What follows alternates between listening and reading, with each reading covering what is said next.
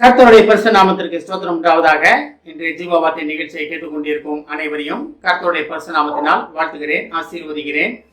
இன்றைய தின தியானத்திற்கு தேவன் கொடுத்த வேத பகுதி அது ஆபகூக் தீர்க்கதரிசி எழுந்த புஸ்தகம் 3ஆம் அதிகாரம் 13ஆம் வசனம்.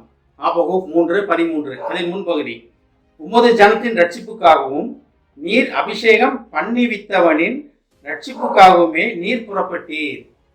இன்றைய தினம் தேவன் உங்களை ரட்சிப்பதற்காக புறப்பட்டிருக்கிறார். இதை நம்ம புரிந்து கொள்ள வேண்டும். அவருடைய ஜனம் நமது ரட்சிப்புக்காகத்தான் அவர் வந்திருக்கிறார். அந்த ரட்சிப்பை பெற்றுக்கொள்ள வேண்டிய பொறுப்பு நம்மிடத்தில் உள்ளது. ரட்சிக்க புறப்பட்டுட்டார், ரட்சிக்க செய்து விட்டார், எல்லாமே செய்துட்டார். ஆனா அதை புரிந்து, அதை அறிந்து, அதை பெற்றுக்கொள்ள வேண்டிய பொறுப்பு நம்மிடத்தில் கொடுக்கப்பட்டிருக்கிறது. இதுல பாருங்க, உமது ஜனத்தின் ரட்சிப்புக்காகவும். அப்ப நம்ம அவருடைய ஜனம் தான் நம்ம. தேவனால் உண்டாக்கப்பட்ட ஜனம், தேவனால் பேர் சொல்லி அழைக்கப்பட்ட ஜனம். ஆனாலும் அந்த ஜனத்துல அவரை விட்டு பின்வாங்கி போன மக்கள் உண்டு, பின்வாங்கி போனவங்க உண்டு. இதெல்லாம் நடக்காது, என்னால முடியாது, கடினமான உபதேசம், இதெல்லாம் யார் பின்பற்றுவா அப்படின்னு பின்வாங்கி போனதையும் நம்ம புதிய ஏற்பாட்டில் பார்க்குறோம். நம்ம அப்ப தேவனை விட்டு பின்வாங்கி போனாங்க, பின்மாற்றத்துக்குள்ள போனவங்க அரபு காலத்துல இருந்தே, எகிப்துல இருந்து வெளியே வந்ததுல இருந்தே பார்த்தீங்கன்னா அடிக்கடி பின்மாற்றத்துக்குள்ள அவங்க மக்கள் போய்கொண்டே இருந்தாங்க. ஆனால் தான் அவ்வளோ தண்டனைகள், இவ்வளோ நியாய பிரமாணங்கள், இவ்வளோ கட்டளைகள்லாம் வந்தது காரணமே அந்த பின்மாற்றத்துக்குள்ளே போனவங்களுக்காக தான், நமக்காக கிடையாது. ஏன்னா நம்ம அவருடைய ஜனம், அதை நம்ம உணர்ந்து கொண்டோம். நம்ம புதிய ஏற்பாட்டின் மக்கள், கிருபையின் காலத்தில் வாழ்ந்து கொண்டிருக்கிற மக்கள், பர்சாவின் அபிஷேகத்தின் காலத்தில் வாழ்ந்து கொண்டிருக்கிற மக்கள். அப்ப நமது ஜனத்தின் ரட்சிப்புக்காக, உமது ஜனத்தின் ரட்சிப்புக்காகனா பிதாவின் ஜனத்தின் ரட்சிப்புக்காக, இயேசுவின் ஜனத்தின் ரட்சிப்புக்காக.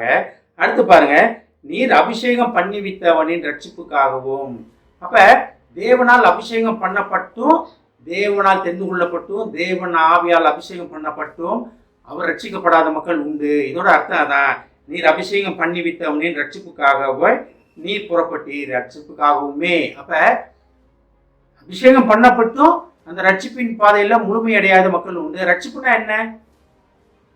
ஒரு நாள் மீட்டிங் போகிறோம், ஒரு நாள் வேதத்தை பார்க்குறோம், வேதத்தை படிக்கிறோம், ஒரு நாள் தேவனால் தொடப்படுறோம், ஒரு நாள் நல்ல மெசேஜ் கேட்டு தேவனால் தொடப்பட்டு அழுது, ஆண்டவரே நான் இனி உமக்காக அப்படின்னு பாவத்தெல்லாம் மன்னிச்சிட்டேங்க ஆண்டவரேன்னு வாயில் அறிக்கை செய்து நம்ம ரட்சிப்பின் பாதையில் வரோம். ஆனால் அந்த ஒரு நாளோட நம்ம நிப்பாட்டி விடுகிறோமா? ரட்சிப்பு என்பது தின அனுபவம், தினமும் நடக்க வேண்டிய அனுபவம். நான் ரட்சிக்கப்பட்டேன், நான் தேவன் என்னை தொட்டுட்டார், தேவன் நல்லா ரட்சிக்கப்பட்டேன் அப்படின்னு சொல்லிட்டு நம்ம பழைய வாழ்க்கைக்கு போயிட்டோம்னு வச்சுக்கிங்களேன், அது பின்மாற்றத்துக்குள்ள போவது. அப்படி பின்மாற்றத்துக்குள்ள போன மக்களுக்காகத்தான் இது எழுதப்பட்டிருக்கிறது. உமது ஜனத்தின் ரட்சிப்புக்காகவும் நீர் அபிஷேகம் பண்ணிவித்தவர்களின் ரட்சிப்புக்காகவுமே. அப்ப பாருங்க, அபிஷேகம் பண்ணப்பட்டவங்களுமே அந்த ரட்சிப்பின் நிலைமையில நிலை நிற்கவில்லை.